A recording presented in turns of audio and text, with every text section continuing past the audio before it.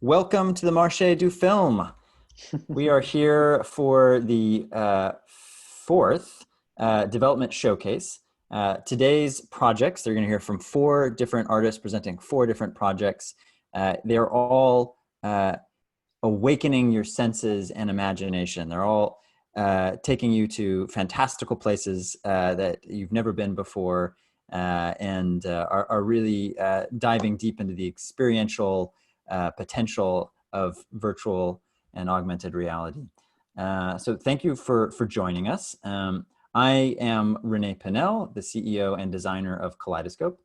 For those of you who don't know, Kaleidoscope is a community fund for artists. And we're different from most organizations in that our members, we pool our members' resources to fund artist grants, to fund and produce events like this, and to help artists and industry network with one another.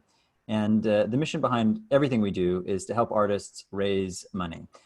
We believe that at the end of the day, this is the biggest problem any artist faces, is how on earth am I going to raise money and fund my work? So that's what we try to help with.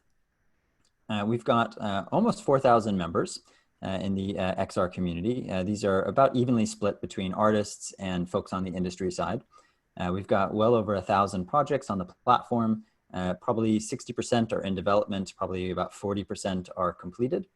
And the artists on our platform have raised, I think this number is actually a little out of date. I think it's closer to 34 million. And I think that's an interesting number because it proves that there is funding out there for strange, beautiful, weird art projects, films, games. It is an industry that is a bit challenging, to be totally honest, but it can be done. You can raise money, you can do projects of a large scale. I'm going to tell you just really quickly about the different activities we do, just so you understand what Kaleidoscope is. We launched last month a new product that we're very excited about called Artist Grants. And the way our Artist Grants work is we have a free basic membership to join Kaleidoscope, but then we have several tiers of paid membership where folks pay a monthly subscription to get access to certain features. But the thing that's really exciting for me is that we take that money and we pool it and award monthly artist grants that the members themselves select the winning projects for. We've got 6 live grants at the moment. Highly encourage you, if you're an artist looking for some development or production funds, to check them out, submit. It's very easy, very fast to do. If you're on the industry side, also please do check it out. And if there's any grants that are supporting work that you care about, consider backing those grants. Consider becoming a supporting member. We also do a lot of events. We started essentially as an events company. And the reason we do events is because it's still a very efficient and effective way for artists and industry to connect, to meet one another, to discover new projects, and most importantly, to have those relationships blossom into things that turn into money, distribution, curation for festivals. And that's certainly true for this particular event, the Development Showcase at Con XR virtual. Our explicit purpose is for us to curate amazing work and for industry to back that work. Again, that can look like writing checks. It can look like providing feedback. It can look like co-production deals. It can look like curation for other festivals and events, and then it can take the form of distribution. We've got a lot of folks that attend these events that are actively distributing projects. And finally, networking is kind of at the heart of everything we do.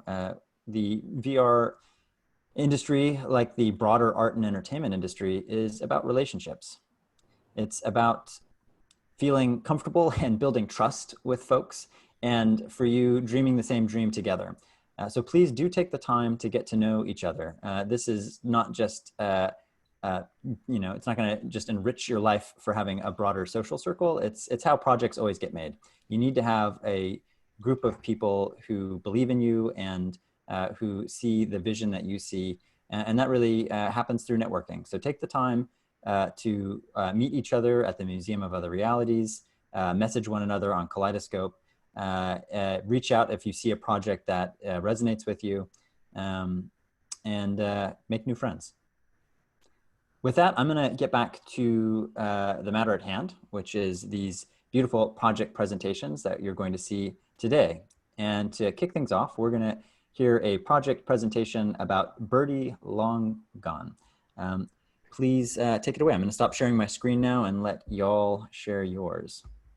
And René, please press stream. I already did.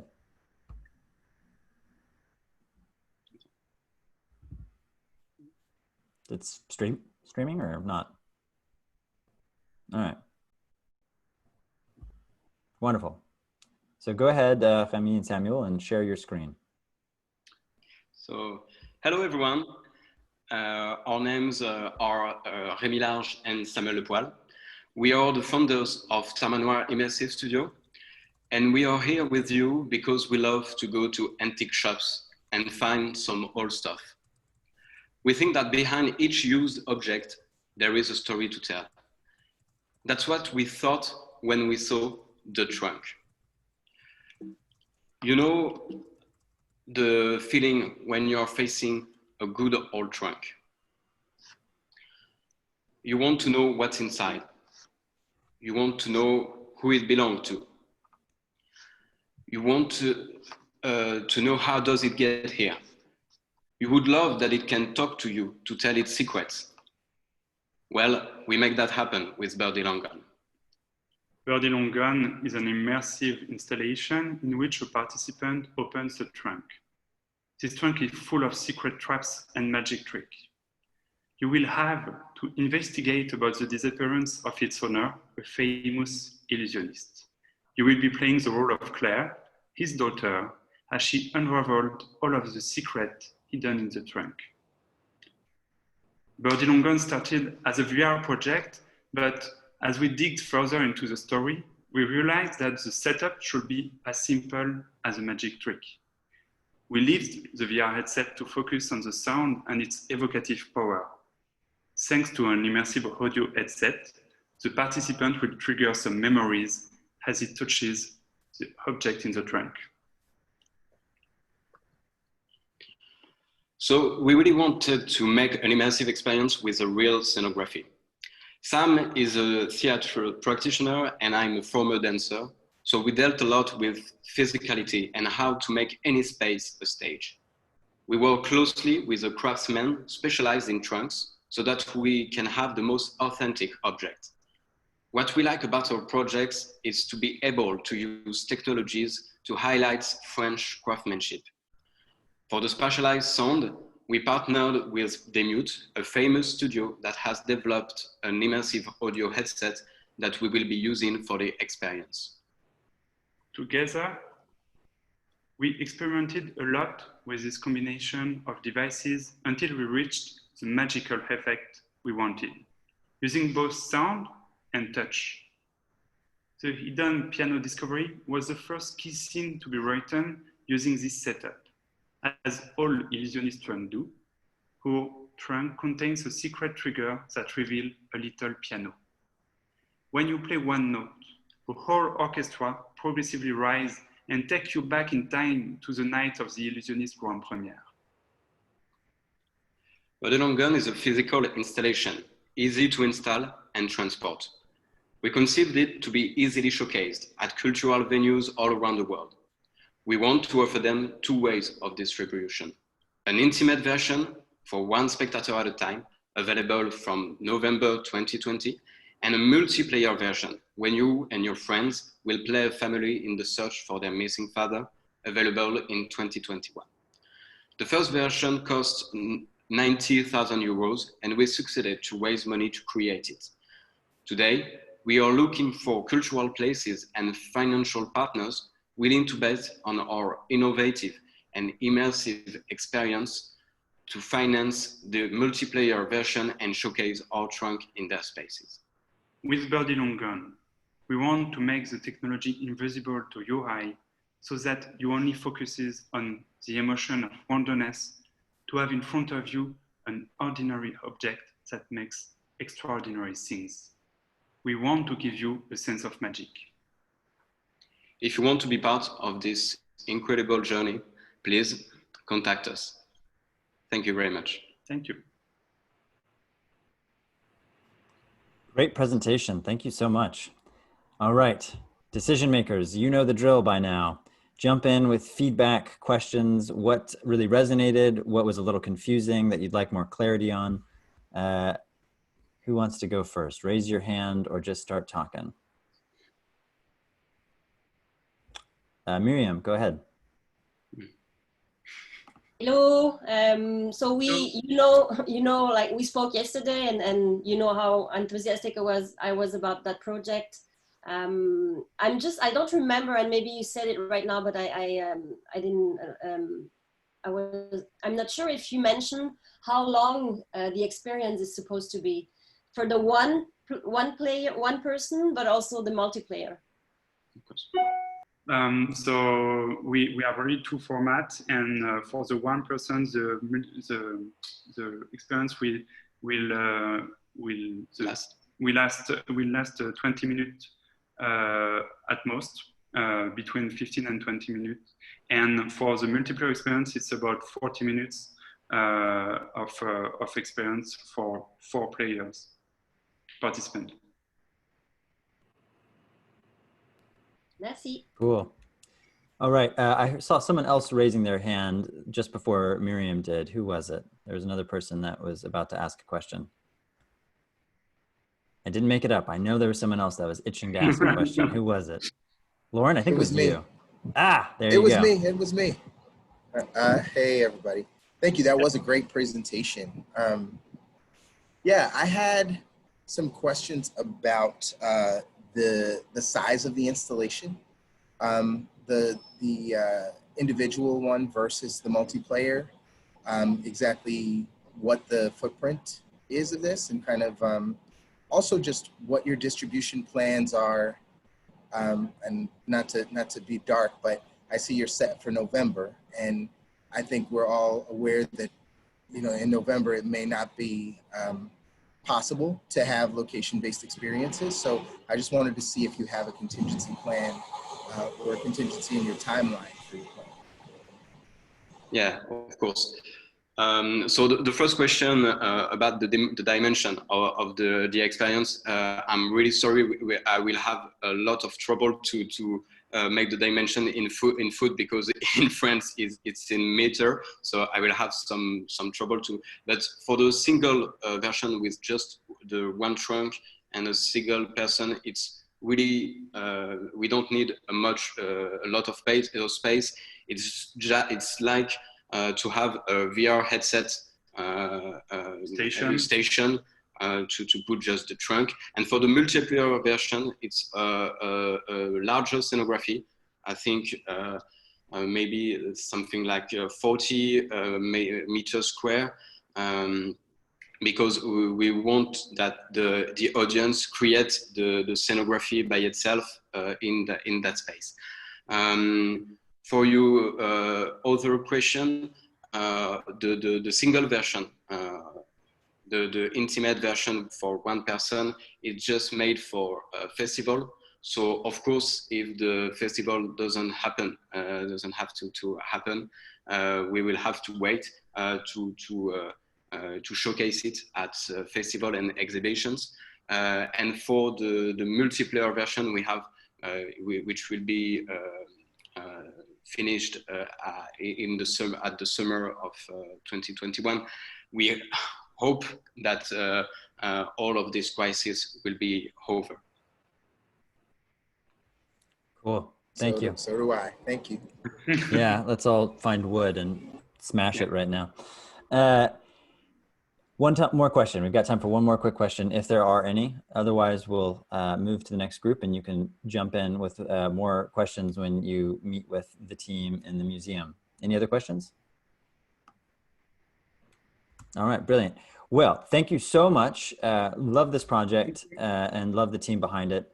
Let's move to our next project, which I actually closed my show notes. Who's going next? Where are you, show notes? That should be us, I think. Brilliant. Mandala. Share your screen and let's get it going.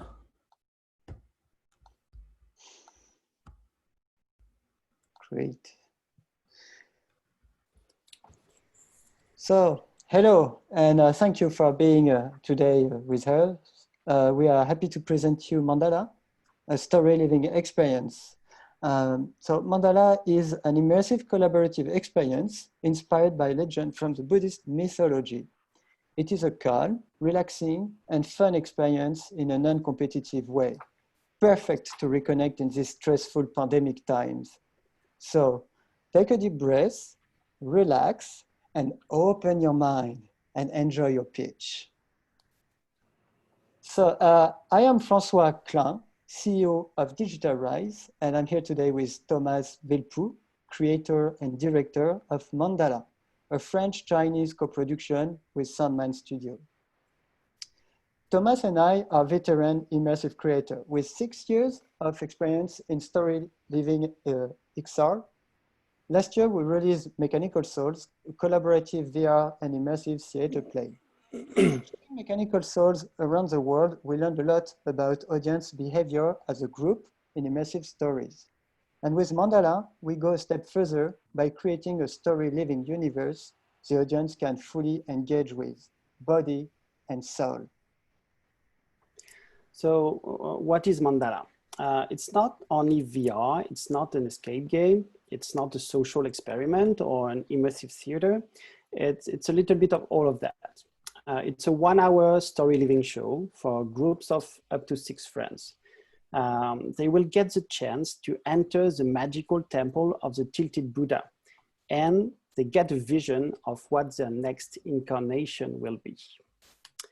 So here is the setup. The universe is inspired by the story of the Monkey King.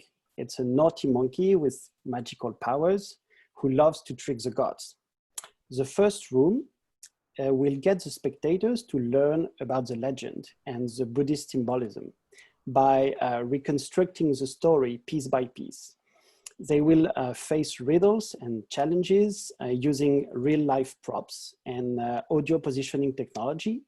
And they will create their own shadow theater puppet show with the characters of the story. After that, they gear up for VR and they enter the temple where they will get to draw a mandala together. A mandala of light, a colorful structure using only their bare hands and a very simple gameplay based on colors. By drawing, they will also alter reality around them, slowly transforming the temple into a fantasy world and making the Monkey King come to life. The monkey and other characters are played by an actor in live motion capture. The monkey is a playful character who pretends to teach a very down-to-earth Buddhist philosophy. So the dialogue with him, it's an improvised comedy show. That is really the uniqueness of the experience. The spectators, they will talk with the monkey and they will have to face actually moral dilemmas. For example, choosing to save the monkey from the gods or not. They will also experience the sad principle of the mandala, which is everything that they create, it will eventually go back to dust. What you see is a photo, it's when we showed the prototype of this VR part in Sandbox Festival, and all the spectators experience deep emotions, shock, delight. Some of them really opened up to the monkey. With Mandala, we keep on with our mantra at Digital Rise, which is to produce fun, easy access, entertaining experiences, but surprising by their depth and their emotional engagement. Yeah, and thanks to our 6 years in VR, we have experience with immersive entertainment installation and the operation cost it can have. That's why we designed this story living show with a capacity of 12% per hour and a 45 euro recommended ticket price, presenting a sustainable business model for LB, even at 50% capacity. The production of Mandala is already ongoing and we have secured almost 70% of the budget. So we are still searching today for about 100K to finalize the show. We are already in discussion with some venues around the world, So investing now in Mandala will help us to make it available to international audience by spring 2021. That's all for us today. Thank you for listening to us. I am Francois, and I was with Thomas. And on behalf of all Mandala team, thank you for your attention. We'll be happy to answer questions and meet you later in the mall. Brilliant. Well done. Thank you so much, Francois and Thomas. Okay, decision makers. What's resonating? What's working for you? What are you unclear about and would like some additional information? I see John raised his hand. John, jump in. I failed to change my name from decision maker, and I'm a bad man. But that was not my confession. I loved the first experience you guys created, and I'm looking forward to this experience. How long? I missed how long the experience is, because you have the pre-experience and then the VR experience. I mean, I just think one of the challenges of installations is throughput. But like I said, I loved your project last time. Looking forward to this one. So I'm just curious how long end to end. Thank you so much. Thomas, you want to? Yeah. Well, thank you for your kind words. And the experience is about 1 hour long. The VR part is about a little less than a half an hour, about 25 minutes in VR, but the whole show is about an hour long. And how many, sorry, and just the follow-up would be, and how many people do you expect to go through at one time? So we use, sorry. Yeah, we designed the show to be up to 6 people per one time. So you have one group up to 6 people who enter the first room to do the first part of the show. And when they enter in the second room, you can enter another group of 6. Right. So that's why in 1 hour, you can have 12 people inside the whole show. Oh, okay, got it. All right, great, thank you. I saw Colum raise his hand. I'm also seeing Joanna talk. So maybe Colum and then Joanna. Sure, thanks, René. Thanks, Thomas and Francois. Really beautiful piece. Appreciate the pitch. I was curious whether you have plans or goals around an in-home version, or are you focused initially on installation first, and or on in-home at all? I guess is my question. For this show, it's really a LBE project. Because it's all about walking in the story, and there's going to be physical props and stuff. But we are creating an IP, and we are actually thinking of spin-offs and using the gameplay that we have created for this experience in shorter, different experiences that actually could happen at home or online. But not exactly the 1 hour show will still be the premium LBE show. Cool. I had the opportunity to do an early version of it in China last summer. Joanna, I don't know if your speaker is far away from your mouth, or your microphone rather, but it's very hard to hear you. Do you have headphones that have a microphone on it that are maybe distant from?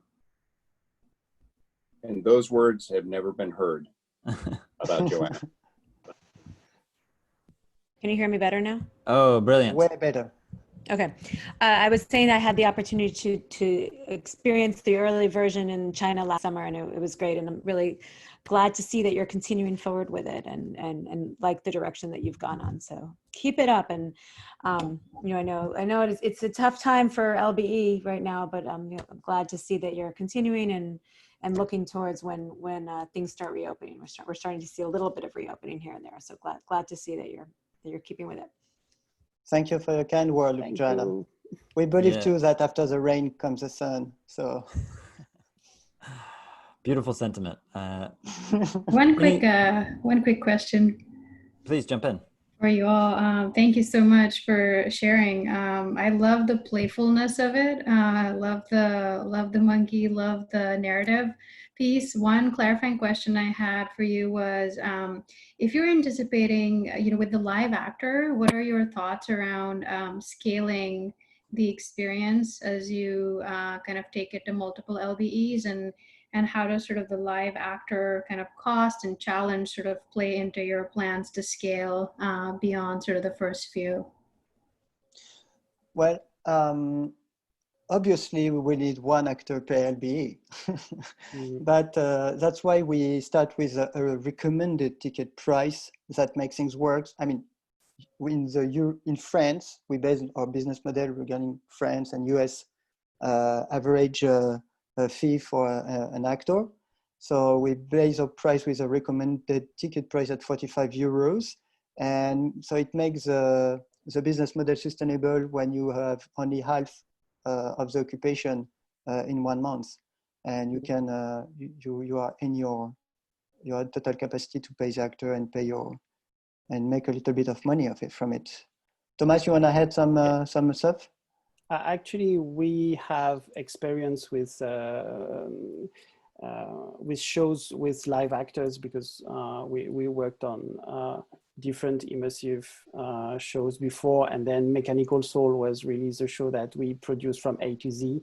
And Mechanical Soul have been shown in the US and in Europe and in English and French version. So we had to train multiple actors, and we had to also roll the teams, because sometimes when you want to play for a very long day, then for the actors it's exhausting. So you have to have 2 teams of actors changing. So it's kind of tricky things to put in place, but it's something that we start to know, and we control the cost and the time, how time consuming it is. And it's all about finding the right actors, training them early enough, training enough teams to be able to, like you said, to scale and to localize. Very cool. Yeah, I saw Mechanical Souls last year at Sundance, so that's really cool. And that was a great piece too. So that's great to hear that you'll be able to build off of your experience with executing that and bring that to this. Looks great. Yeah, can't wait to try it out. Thank you. And thank you for the great comment feedback from all the decision makers. Let's move on to our next project, Gondwana, presented by Ben and Emma. Are you there? Can you share your screen? Give us 2 seconds. We're just sharing the screen up. Oh, hang on. Oh, no, never mind. All right. My name's Emma Roberts. This is Ben Andrews, and we'd like to introduce you to the Daintree. Often when people think of Australia, they think of dry landscapes, deserts, dusty paddocks filled with kangaroos, bushfires, but it's actually also home to the world's oldest tropical rainforest. The Daintree is 180 million years old, an unparalleled ecological record of the Gondwanan rainforest that once covered half the planet and ranked as the 2nd most irreplaceable World Heritage Area in the world. Sir David Attenborough once called it the most extraordinary place on the planet. Last year, we spent 4 months living off-grid in the middle of the Daintree. What we didn't know when we arrived was that this would be the most extreme wet season on record. These all happened in the 4 months we were there. The Daintree is in climate crisis. The head of the Daintree's dedicated scientific research facility swears she can hear the trees screaming. But we also experienced firsthand the immeasurable complexity, interconnectedness, and sentience of this vast and ancient ecosystem. In the Daintree, it's really impossible not to feel and understand just how small we really are, organisms floating inside the lungs of something infinitely larger than us. This is a place where time collapses in on itself. Its cycles move a few rings wider than normal. And as XR creators, this duality really fascinated us, the ancient rainforest, both held within and threatened by time. So we've created Gondwana, a world-first durational VR experience, teaching us to see time at the speed of the forest, where centuries feel like seconds and seconds like centuries. Hand-painted in tilt brush and animated in Unity, Gondwana is based around a perpetually developing 10-minute cycle that repeats and evolves over the course of a day's exhibition. I'll just play a little video here if I can get it working. There we go. Each cycle, immersants can explore the Daintree, absorbed into the operatic flux of this living, evolving ecosystem. Gradually, a storm starts to build, growing in size and intensity. And when it hits, the entire virtual environment around you comes alive in an exhilarating rush as the rainforest awakens and you begin to see and interact with the environment in a new way. The storm is brief, it passes, and the cycle continues. But with every storm, with every 10-minute cycle, the landscape moves forward in time, artistically rendering the projected impacts of the climate crisis on this incredible ecosystem. No two cycles are ever the same, spatially, temporally, or experientially. Gondwana was initially conceived as a multi-sensory installation, but since COVID hit, we've been looking at how we can bring this experience online. We've created a very early prototype of this as part of CarnXR. Our aim is to create a truly durational experience that maps this narrative of environmental change over the course of 24 hours as a one-of-a-kind multi-user global VR event, passing the torch between time zones. We're seeing a massive demand for connection with natural spaces during lockdown, and the idea of bringing people together without geographical boundaries to experience this incredible ecosystem in a truly durational way is really exciting for us. We'd love to connect with exhibitors, partners, and platforms who can support this project and give advice and guidance with this pivot. We're independent artists who have been working in VR installation for 5 years now, creating collective, audience-led experiences of transformation, awe, and wonder. They reward curiosity and sensory exploration. These themes are really key to the experience of Gondwana. We've teamed up with several impact partners, including Greenpeace and Rainforest Rescue, and we're lucky enough to be supported by Screen Australia and Film Victoria, from whom we've secured €100,000 of our €120,000 budget. The rapidly declining ecosystem of the Daintree feels increasingly like the painful death of a really close relative. Our time in the forest changed us, and we want to use our skills in VR to change the way you see time and your place within it. Thank you. Well done. Thank you so much for your great presentation and for being up so early. It's 7 a.m. where you are in Australia, and they're night owls, so I know it's a big sacrifice. My sleep decision makers being sacrificed to Khan. Yeah. Please, I think we're all sacrificing our sleep to be a part of this, because everyone lives in different parts of the world. Please jump in and ask questions, feedback, things you want more clarity around. They're gestating. Colm's got his thinky face on. So does Joanna. There must be some questions. You know everything about that project. There's no, I guess that means you did a great job, because everyone understands completely in its entirety. Yes, as you're thinking about shifting, like kind of what are some of the shifts that you're making in the content to make it That's a really great question. So initially, this was conceived as a co-located, location-based experience, multi-sensory installation, which is our background. So one of the one of the major shifts is shifting from the limitations of a physical installation space that probably exhibits over the course of 8 hours. So the narrative of this environmental change tracks over an 8-hour perpetually evolving 10-minute cycle. Now we're looking at that as a 24-hour for an online experience, which is actually really exciting for us. The idea of creating a properly durational online event. But there's also some implications across the board in the project when it comes to technically how we approach things. We can't control the headsets that people are using past a certain extent. So stripping things back so it's a little bit of a lighter experience. It can be accessible in the Quest, ideally. Then we're also looking at the experience is more of a virtual environment per se than before there was like a set journey that you could kind of branch off of.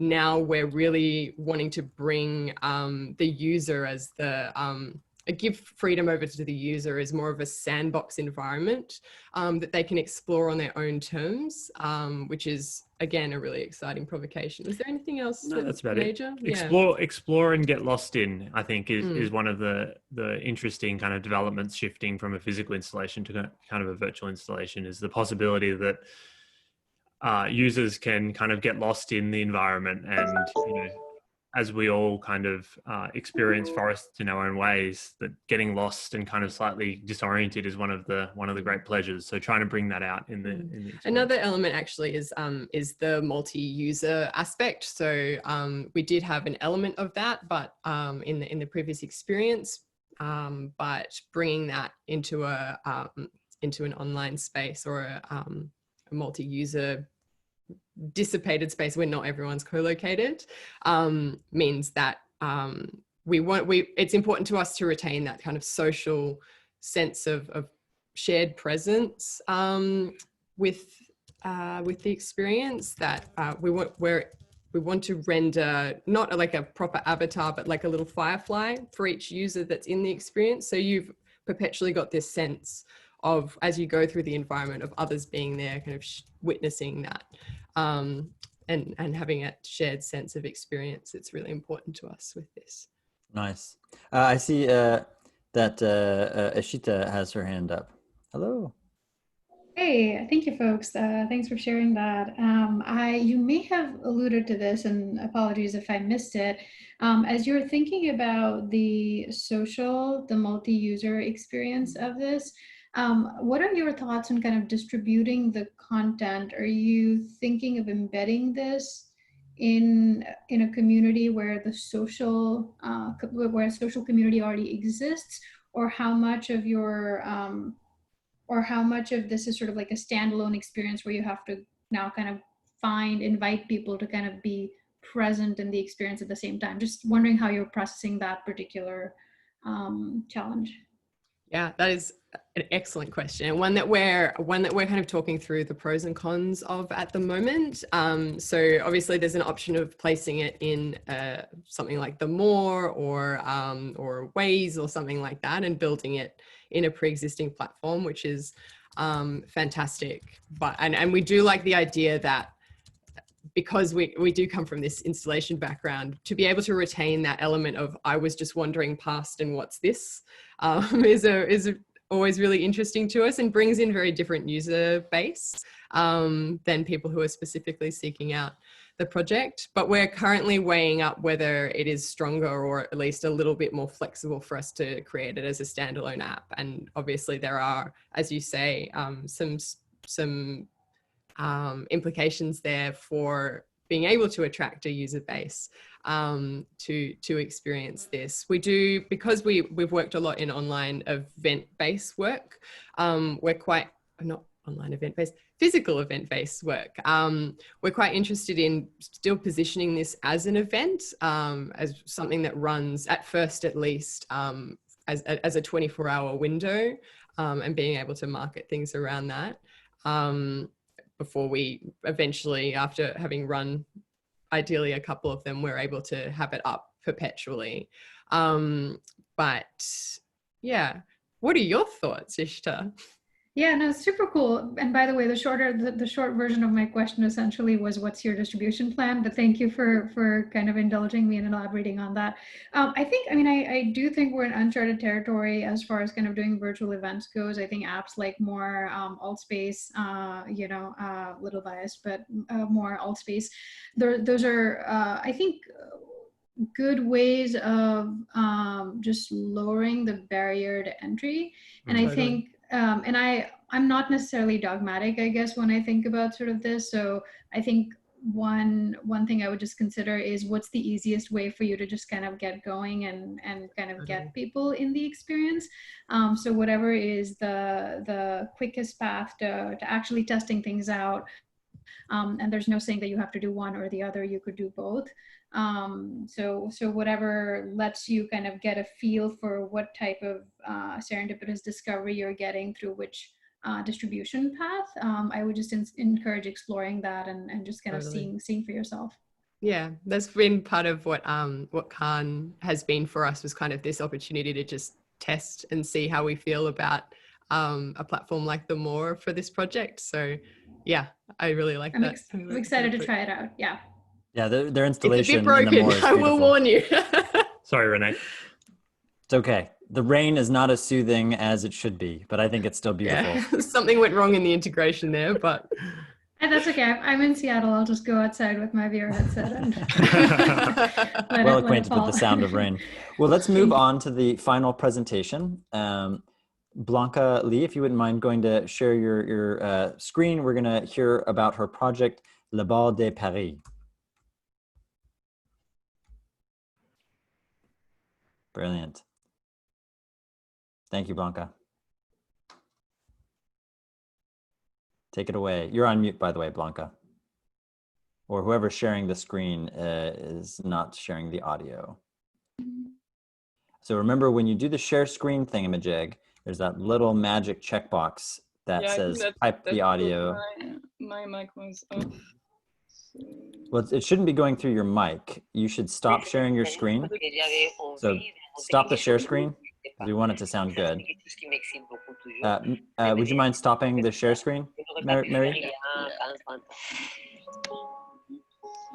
Okay, good. Now, when you click the share screen button, there's a little checkbox in the bottom left-hand corner that, yeah, you got it? Sorry, I checked it. It just, I'll try again.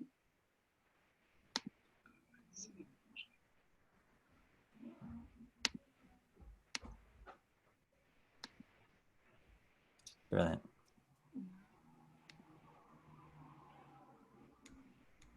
J'ai créé cette expérience parce que j'avais envie d'inventer quelque chose qui n'existait pas.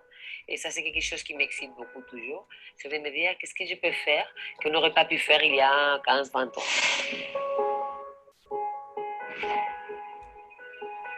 J'ai commencé ma relation avec la réalité virtuelle dans un film il y a 5 ans. C'est ça qui m'a donné l'envie d'aller plus loin. Ça fait 2 ans que j'ai commencé à travailler sur ces projets. D'abord, j'ai écrit l'histoire.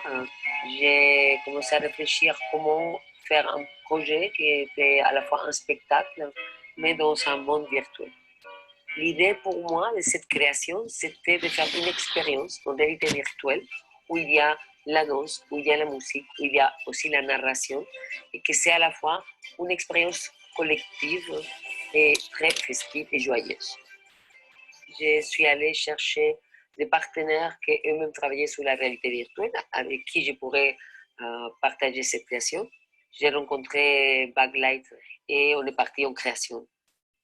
Un des premiers grands challenges, c'est de faire marcher 10 joueurs plus 3 danseurs dans un même environnement. Et on n'est pas parti sur des systèmes de motion capture plus complexes, pour des questions de budget, mais aussi pour des questions de facilité de déploiement et d'exploitation. C'est une expérience immersive complètement. Le public fait partie de l'histoire. Ils sont des personnages. Ils deviennent partie de la narration. L'autre grand challenge, c'est de réussir à reproduire l'univers, l'environnement, tout ce que Blanca a dans la tête, c'est de réussir à donner un effet waouh aux gens et vraiment de vivre un voyage incroyable. Je travaille avec Blanca sur les décors de cette expérience immersive tout de suite, et l'envie que j'ai eue, c'était de travailler sur le vertige et sur des hauteurs sous plafond indécentes et des choses que j'aurais extrêmement de mal à imaginer pour du cinéma traditionnel en fait, et pour une expérience plus classique. Un spectacle, j'ai travaillé beaucoup les costumes, j'ai réfléchi, j'ai un créateur. Dans ce projet, j'ai imaginé une collection virtuelle créée par un grand couturier. Je me suis adressée à Chanel, qui incarne une féminité active, audacieuse et intemporelle dans l'esprit de ma création. Chanel a décidé de nous accompagner dans cette aventure.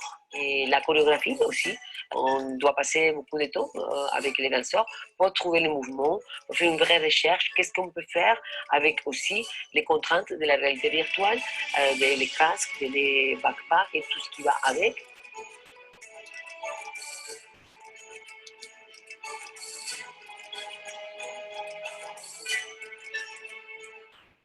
Il y a la musique, bien sûr, avec la composition musicale. Et j'ai travaillé avec Tao Gutiérrez, qui est le compositeur avec qui je travaille toujours, qui a fait la direction musicale. Ça veut dire que j'ai tout traité de la même manière que quand je fais un spectacle normal, sauf que les résultats, au lieu de se passer sur une scène, comme d'habitude, ça va se passer dans le monde virtuel. La musique et les livrets du Bal de Paris sont des créations originales. Le Bal de Paris raconte l'histoire d'Adèle, une jeune femme de retour à Paris après avoir parcouru le monde. Au cours de la fête donnée en son honneur, elle croise Pierre, son ancien amour, qu'elle pensait avoir effacé de sa mémoire. Après multiples péripéties développées en chansons, les anciens amants vont d'abord se déchirer, puis finalement renouer les liens du passé. L'autre côté très important pour moi, c'est le côté festif.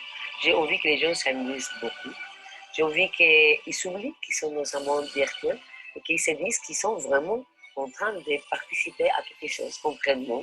Et moi, j'ai envie que les gens s'amusent comme dans une vraie fête. Ça veut dire qu'ils vont oublier qu'ils sont dans un monde virtuel et quand ils vont sortir, ils vont se dire « Ah waouh, qu'est-ce que je viens de vivre ?» C'est ça qui m'intéresse.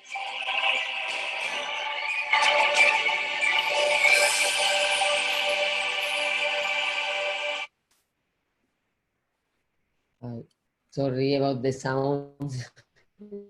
Something wrong with the presentation. This is really, for me, I am a choreographer and I have been creating shows for 25 years. And this is for me like a new show, but instead of being in a normal way, like on stage, I'm doing it in virtual reality. So at this moment, we already have 2/3 of the production. We're still looking for 1/3 of the production we need to finish. Especially this amount is what we will need to buy the equipment because we want to have 100 people going through the experience. We would like to have 50 people at the time. So we need 100 headset and backpacks and everything that goes with. And so this is what we need now, buy all the equipment or to have sponsors from Can you guys hear? People that I can. It's breaking up a little bit. Oh, sorry. Do you hear? I hear. I think Joanna was having some okay. trouble, but yeah, you were coming in and out just a bit. We have to get all the equipment, which is one of big investment for us, and this is what we still need to find the money. And we will be opening in November. The show at the big theater is a national theater in Paris, and we will start touring from November on. The idea is to have between 300 and 500 people every day going through the experience, and it's very like a real party. We have 5 rooms at the time running with 10 people invited and 4 dancers. So this is very important for us. That is a real dance experience where people will share the experience with dancers. And what we are looking for is presenters and places where we could bring the show and distribution. Wonderful. I don't find my words in English, sorry. No I'm worries. in Spain right now.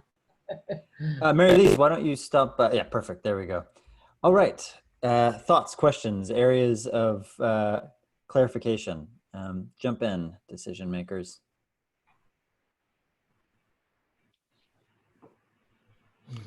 When Blanca first brought this project to my attention a year ago at New Images in Paris, I thought the ambition was crazy. It was such an ambitious project. And for someone who hasn't done VR before, I thought, very interesting. But I don't know if this is, how feasible is it? And here, 8, 9 months later, 10 months later, she's raised most of the budget. She's done an amazing prototype. My confidence in this project has just shot through the roof. This is going to happen, and it's going to be one of the most ambitious, large-scale installations ever. So I'm very excited about it. Yeah, what are thoughts from our decision makers? I have a question. Hi, Blanca. How are you? So I also think that this is an ambitious project, but I think ambition is great. I was just wondering, because we spoke very often together about your project, and I was wondering if this crisis we are going through right now, did it change your, because you just said like you want to have 50 people at a time. Did it change the numbers are changing, or you want to keep it at 50? I direct one of the biggest theaters in Spain. We just opened 1 week ago. So we are now at 60% of the public. Next week we will be back to 75%. it feels to me like this could all go back to the worst, but it could also go become better and better. I want to think that this is going to become better and better. But of course, if the situation that could happen will go back into something that we have to close again all the theaters, and we have to close all the event places, then of course this experience will not be able to exist in its form. Only if we are able to have maybe the experience for 1 or 2 people. But what I think is that for the moment, I want, because we are in the middle of the production, I want to think that my dream have to be completed before I decide how to make it in a different way. So we are normally working all through the summer, thinking we have the premiere in November. But if in the meantime we have the pandemic going worse and we feel the theaters are going to be closed, then I'm going to make a new form that will be maybe just with 1 dancer and 1 person, and probably not touching each other. Because in this moment, it's a lot about touching, it's a lot about dancing together, it's a lot about like being in a place all together having fun. But of course, I think I will transform the experience. If I see in September, October that the situation is getting worse, I will transform it in a much smaller scale. But it will exist, but I don't know how. But also, I'm sure it will exist. I have no doubt it will exist. I am also thinking a lot in these days about how we're gonna clean the equipment, because I think since we only have 10 people at the time in each room, we will probably, even if the theaters have to be closed because you cannot have 1,000 people, probably we still will be able to have 10 people in 1 room. But the thing is more about the equipment, how to disinfect and clean it. So I know we are a lot thinking, probably all of us, about this, how we're gonna clean the equipment. This is my main thing, because this for sure we have to make. We're gonna have in November to have a way that is sure for public that every time they put a headset, it's completely free and clean, perfect. So this is my main concern now, is how to clean between each group of people, everything to make it perfectly safe. But I can tell you that the theater where we're having the premiere, they just announced today, and they're very firm on reopening in October. They plan to reopen in October, and we are performing in November. And also we've seen VR experience, location-based experience in Paris that are just reopening this week, like Eclipse, which is 4 players and which has been designed with the same material, with HTC headsets and backpacks. They just reopened in Paris this week. So we were pretty optimistic about the way it's going. I think, I mean, when we do projects like this, we have to be optimistic, even though we think about all the other options that we have to keep in mind in the back of our heads. Brilliant. We have time for 1 more question. Any other thoughts, any other things that you would like more clarity on? If you don't have any question, I just want to say that the idea of this project will be to tour all over the world, and that I will create a special team in every country. It will be in different languages. So for every country, we will have the experience in the language of the country, and also with dancers from the country. So we will form people in every country. So that is not just a French group or a Spanish group that are going to tour, but we will distribute it with people from every country. And for example, it's going to be 4 weeks in Madrid with Spanish dancers from December 15th, 2020 to January 15th, 2021. Yes, you are all invited. It's Blanca Theater. So. In Madrid is great, but also you can come in Paris if you want to try the experience. On November 12th to 14th. And are you going to plan on doing any kind of festival run with the show? We wanted to do the festivals, but they have all been canceled. The thing is, we will try to do the festivals when they all start appearing again. For the moment, unfortunately, we cannot do any of it because all the festivals has taken all the Understood. out. Yeah, but yes, of course, we wanted to do the festivals before the premiere, of course. And now we have to do the premiere before the festivals. We'll see how the festivals are reopening. That makes sense. Any festivals happening in the next 6 months? We don't know, right? Not Sandbox in happening? the real world. I think they're going to mostly be happening online. Yeah, virtual. It's all beautiful. Yeah. Well, thank you so much for presenting your project, Blanca, and thank you to all the artists and all the decision makers for carving out time in your very busy schedules. I hope to see you in the museum. I'm gonna go get a fancy dress on and look real pretty. I hope to see you there. All right, everyone. Cheers. Bye-bye. Bye.